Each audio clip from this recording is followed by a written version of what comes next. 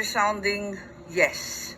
Sa hinaba-haba kong pagsisilbi sa Kongreso, sa 12 taon na nanilbihan kami, ang trabaho ng kongrestista sa pagkaalam ko ay maging kinatawan ng kanilang distrito o kanilang sektor.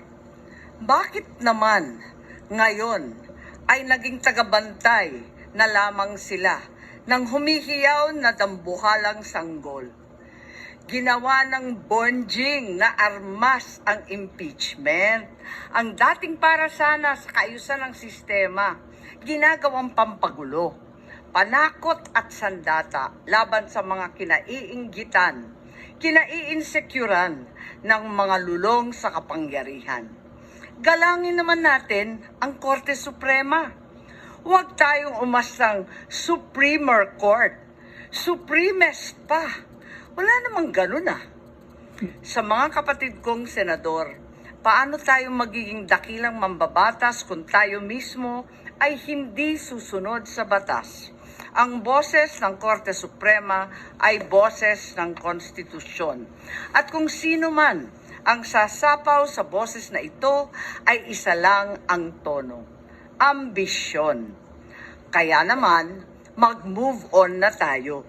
Magtrabaho at huwag konsintihin ang isang spoiled na bonjing. Huwag nang busugin ng pabor. Huwag nang pumayag dahil may pabuya. Huwag tayo magpalaki ng buwaya, baby pa nga ang tawag, lulong na. Sa mga mahal kong kongresista, may suggestion po ako. Ito suggestion lang naman, Huwag niyong masamain. Kesa inaatupag ninyong palitan ang pinili ng taong bayan, binoto at minahal. Bakit di nyo nalang palitan ang tao, kayo naman lang ang pumili? Ayaw paawat ng iba sa kaka-flex. Ano kaya kung yung speaker nyo na lang ang paltan nyo? Kaya nyo yan. At dahil dito, bumuboto ako ng malakas na oo. Maraming salamat po. Thank you, Senator Amy. Before the Secretary